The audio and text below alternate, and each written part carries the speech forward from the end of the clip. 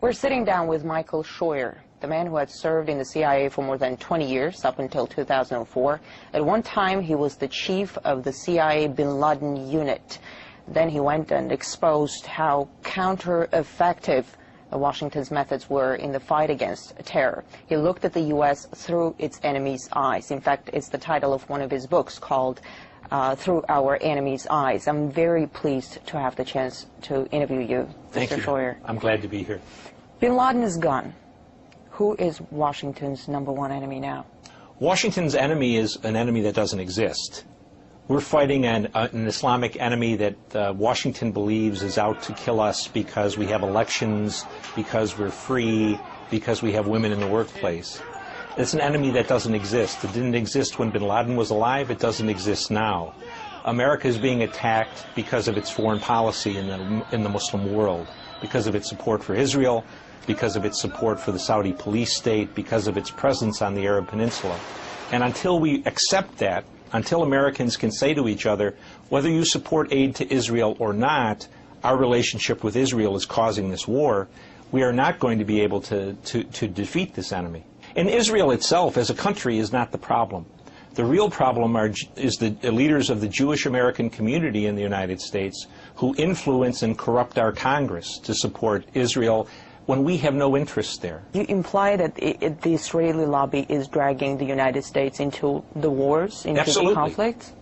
They're absolutely dragging us in. Iraq was a war that was proffered or was called for mainly... Then let me ask you this. Yeah. The situation in the region, in the wake of all these revolutions in the Middle East and North Africa, yes, you can pretty much describe it as turmoil. Turmoil is no good for Israel. Isn't there a contradiction to what you're saying? Well, the American political establishment is caught between two things. They're extremely pro-Israel, and they're almost Marxist in their belief that democracy and the spread of democracy is inevitable in all places, in all peoples, at all times. And so they need to protect the Israelis, but they can't say what is a reality. For example, there is not going to be a democracy in Tunisia, or Libya or Egypt that in any way resembles democracy in the West. And yet what they've done is create anarchy. They've created a situation where the only beneficiaries are the Islamists.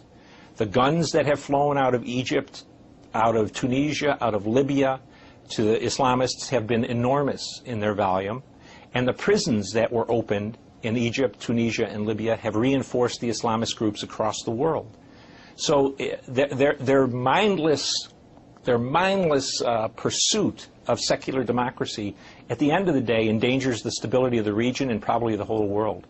Are you saying we're going to see further radicalization of the region? Oh, especially in Africa. Yes, ma'am. The guns that are flowing out of the 3 places where there were Arab Spring revolts are going to cause problems in Somalia, across North Africa, and in Nigeria. Let's talk about Syria. Yes. Syria says the earth will start shaking if anyone intervenes in their internal affairs. How badly does the U.S. Is the U.S. trying to interfere? Oh, I think we're interfering unconscionably. Until they removed the U.S. ambassador, he was running around the country trying to encourage groups to overthrow the Syrian government. That is not the role of any diplomat, United States or Russian or Chinese or British. We have really very cold-bloodedly urged Syrians to get out on the street knowing that they're going to get shot down by their government. Again, Syria is a country where there is no U.S. interest. Since I was a little boy, we've been afraid of the Syrians, and if you look at the map, it's hard to imagine that little blot of country called Syria could be a threat to the United States. The CIA has reportedly worked with the Syrian opposition for years. Well, I'm not sure we worked with the Syrian opposition. We've certainly worked with the Syrian government. Cables, well, I haven't. Yeah. Well, then, if it's there, it's there. But our relationship with the Syrians is really a relatively unimportant one. But again, it's another very good example of the dichotomy in the thinking of American leaders. Because as we call for democracy in Syria, if Assad goes, Israel's security goes straight down. If the region becomes a complete mess, doesn't Washington see any dangers to Israel? I mean, with Iran involved, it won't be pretty. I think that's exactly right, ma'am. I don't know what the thinking is, except that they have come down on the belief that democracy is better for everybody. And the truth is, American and Western foreign policy interests in the Middle East have depended for 50 years on the maintenance of tyranny. Tyranny that gave us access to oil, tyranny that protected Israel, and in the last 20 years, tyrannies that persecuted Islamists to protect us. All of that is going by the wayside. And to the Israelis' credit, the Israelis are the only ones who have stood up and said, democracy may not be very good for our security, and they couldn't be more correct. What do you make of these recent accusations that the Iranian government was trying to kill the Saudi ambassador in Washington? I'm not in a position to know whether or not the information was accurate, but when I was a young intelligence officer, I worked against Iran and Lebanese Hezbollah. And I can tell you, in the 90s, they were meticulous in covering their tracks and only using as agents of terrorism their own people. The plot that was described by the Attorney General of the United States is a comic opera. Sort of Mexican drug cartel. Yeah, and to believe that the Iranians would risk war with the United States, Israel, and much of NATO to kill a Saudi ambassador who was not even part of the royal family, that's hard for me to believe. Let's talk about Libya. Libya is in ruins in the wake of NATO bombings. Yes. It's brimming with weapons. Yes. An al-Qaeda flag was planted over a courthouse in Benghazi. Yes. How good of a playground is Libya for people with radical agendas? Very strong Islamist presence in Libya. Since the war against the Soviets in Afghanistan, Libya has sent as many of its people to fight in those insurgencies, the Islamist insurgencies, as any other country in North Africa, maybe outside of Saudi Arabia. The Libyan Islamic Fighting Group fought a long time against the Soviets. They fought against Gaddafi. A great number of Libyans went to Iraq and to Afghanistan to fight us. And whatever strength the Libyan resistance had in terms of military capability, that came from experienced Islamist fighters. So the idea that somehow there's democracy afoot in Libya is just simply wrong. Could it become a hotbed of terror? I don't know if it could become a hotbed of terror, but it can become a country that's decidedly anti-American, anti-NATO.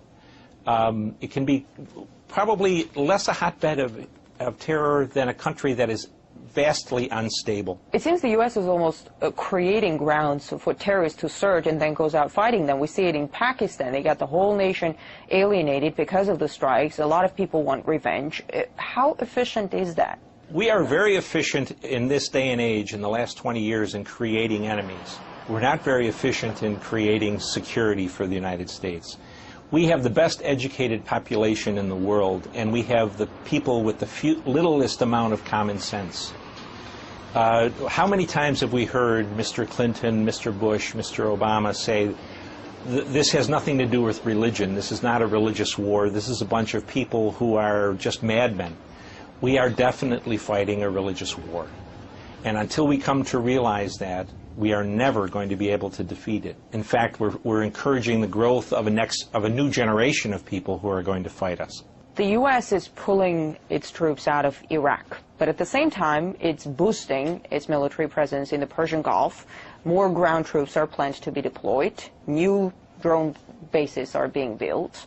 What do you make of such expansion? It just demonstrates again the ignorance of the United States government in terms of its political leadership about what our problem is in the Muslim world. The key point of formation for al-Qaeda was the presence of U.S. military forces on the Arabian Peninsula. 15 years after they declared war on us, we're now going to take people out of Iraq and put them in Kuwait and Bahrain and Saudi Arabia, reinforcing our presence on the Arab Peninsula. Only going to cause us more foes and more enemies in the Islamic world. It's a contradiction. It's a lack of common sense. Let me ask you this: if the U.S. pulls out of everywhere, yes, is it going to be the end of terrorism? It certainly would deny the terrorists the glue of unity that keeps them focused on the United States. If we weren't the main enemy, they would be attacking Israel, they would be attacking the Saudis, they would be attacking the Moroccans. The war would be And would you say let them attack the Israelis and the Saudis? Let them go. Sometimes they say the Chinese will come in. I said, let the Chinese deal with these people for the next 50 years. We've had enough of it. But I think the point is the Americans can't get out. We're dependent on the Saudis to maintain our interests in the world oil market, and the Saudis buy, next to the Chinese, more of our debt than anyone else. So as long as we're side by side with the Saudis and with the Israelis, we're stuck in the Middle East, and America will continue to bleed. Dr. Schroyer, thanks for the interview. Yes, ma'am.